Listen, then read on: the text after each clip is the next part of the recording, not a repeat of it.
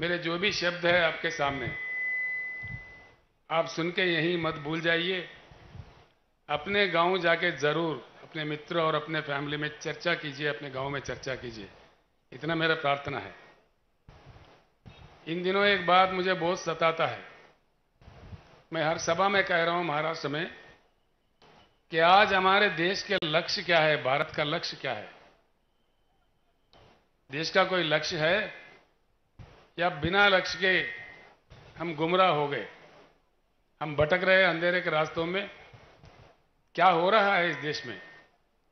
एक बार प्रति भारतीय को इस बारे में सोचने की बहुत सख्त समय आ चुका है।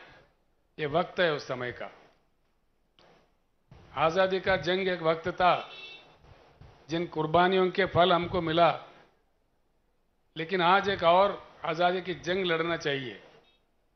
उस प्रकार का ही एक नया उमंग से, एक नया सवेरे का दिशा में पूरे भारत को चलना चाहिए क्रांति के मार्ग पर। इसलिए कि आजाद हुए हम भारत 75 साल गुजर गए।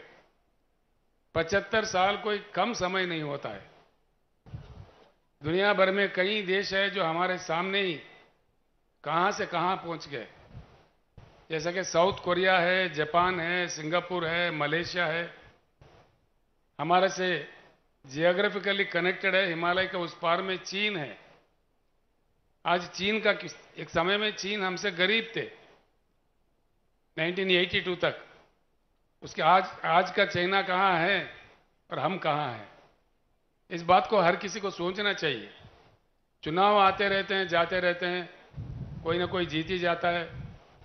कितने पार्टियों को हमने सपोर्ट किया, और महाराष्ट्र जैसे राज्य में मुझे एक पार्टी बताइए जिनको अवसर नहीं मिला, अधिकार नहीं मिला।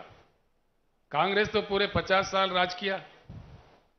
उसके बाद में राष्ट्रवादी को भी आपने मौका दिया, शिवसेना को आपने मौका दिया, भाजपा को भी आपने मौका दिया। करना चाहते तो इनमें से कोई एक तो करते।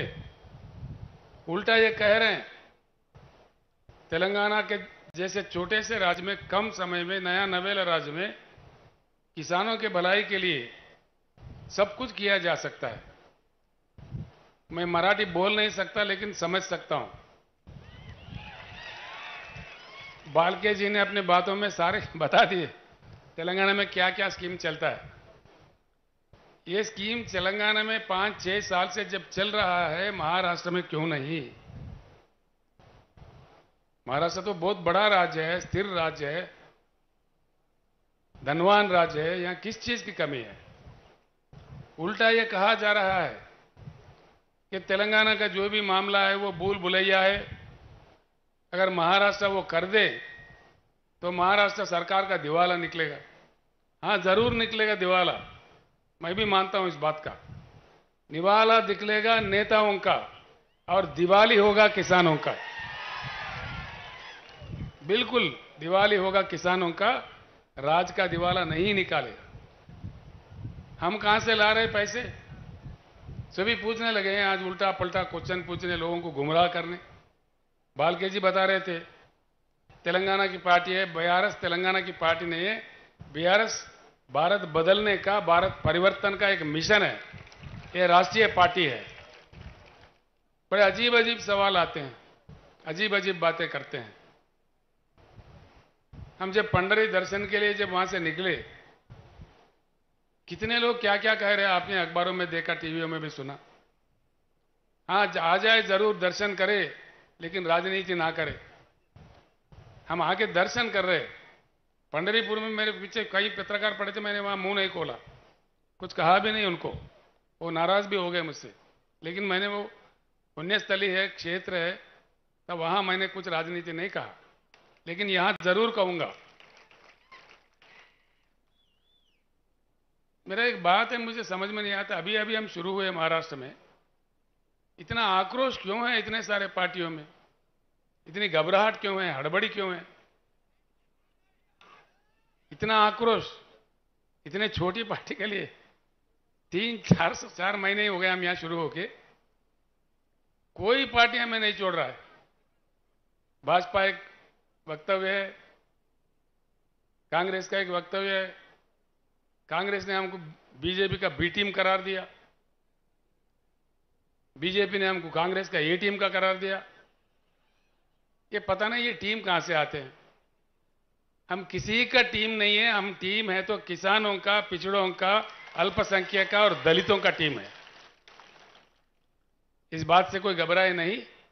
हम अगर टीम है, जैसा बालके जी ने कहा, पक्का पहली बार हिंदुस्तान में कई कई लोग कई कई नारे दिए, सिर्फ बीआरएस ही इकलौता एक ही पार्टी है जिन्होंने दिल फाड़ के कह दिया कि अब की बार किसान सरकार। पहले कोई पार्टी ने इस बात नहीं कहा। क्यों नहीं कहा भाई? 60% लोग तो खेती किसानी से जुड़े हुए हैं। किसान को और कामगार को जोड़ दो तो 60% से ज्यादा हो गए। अब इन लोगों को डर लगा है भाई, सब साफ साफ मालूम हो रहा है किसान जुड़ रहे बीआरएस के साथ, तो इसलिए उल्टा सीधे बात करने लगते हैं, बड़ा अजीब अजीब कमेंट्स करते हैं। मैं आपको साफ बताना चाहता हूं, ये तेलंगाना या महाराष्ट्र तक के लिए सीमित पार्टी नहीं है। आज के भारत के जितने भी समाधान, जितने भी प्रश्न हैं, जितने भी समस्याएं हैं, उसका एक ही समाधान है कि भारत का परिवर्तन। परिवर्तित भारत ही हमारे सारे समस्याओं का समाधान है। हां, परिवर्तन चाहिए। इसलिए मैं 2-4 शब्द बताता हूं आपको। भारत में 41 करोड़ एकड़ कृषि योग्य भूमि है। हिंदुस्तान में जिस प्रकार से पानी की उपलब्धि है, हमारे पास बरसात होती है इंडिया में 1,40,000 टीएमसी की। आधा तो उसमें बाष्पीकरण होता है, लेकिन आधा पानी हमें प्राप्त होता है हमारे शुद्ध नदियों में बहते हुए।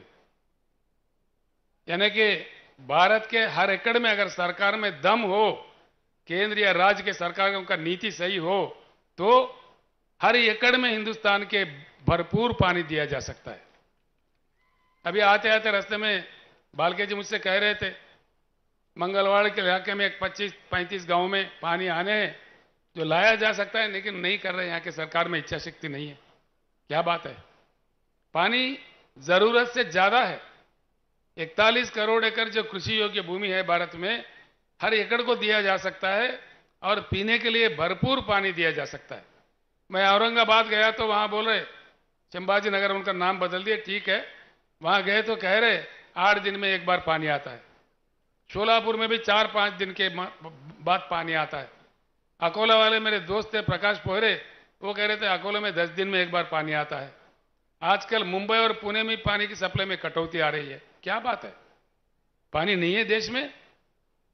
ये क्या हो रहा है?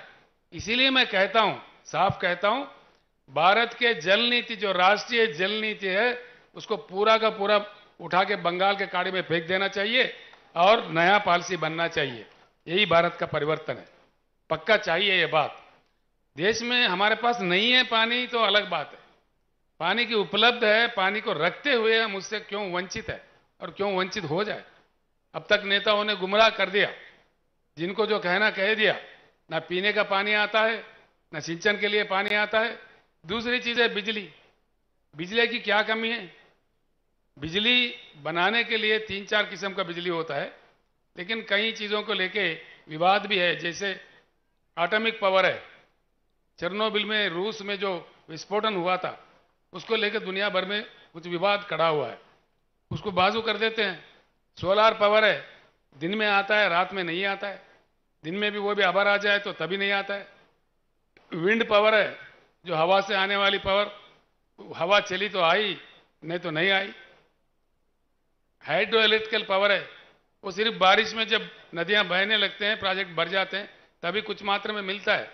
लेकिन एक ही पावर है जो थर्मल पावर है, जिसको लेकर कोई विवाद नहीं है, और थर्मल पावर चलता है हमारे देश में, पूरी दुनिया में। थर्मल पावर बनाने के लिए जो कोयला चाहिए, वो कोयला हमारे देश में अब तक पाया गया रिजर्व्स, कोयला रिजर्व्स हिंदुस्तान में 361 बिलियन टन का कोयला का उपलब्धि है। मैं यही बात आपसे विनम्र पूर्वक प्रार्थना करता हूं, मेरे बात को जरूर चर्चा में ले आए गांव में, कि जरूरत से ज्यादा पानी है। केसीआर ने कहा यह सच है कि झूठ है, चर्चा कीजिए, उसका निकालिए, पढ़े लिखे लोगों को पूछिए, इरिगेशन अधिकारियों से पूछिए। भारत में बिजली आप चौंक पड़ोगे, आप चौंक जाओगे। जो अब के केंद्र सरकार, पीछे का केंद्र सरकार, राज्यों के सरकार जो गुमराह कर रहे हैं, जो निजीकरण कर रहे हैं, वो सरासर गलत है। इसलिए मेरा प्रपोजल है, भारत परिवर्तन का ये भी एक हिस्सा है, पूरे राष्ट्रीय ऊर्जा पॉलिसी को भी बदल देना चाहिए। इसलिए कि हमारे पास जिस प्रकार का कोयला उपलब्ध है, हाइड्रो इलेक्ट्रिकल बिजली, सोलार का बिजली और थर्मल बिजली,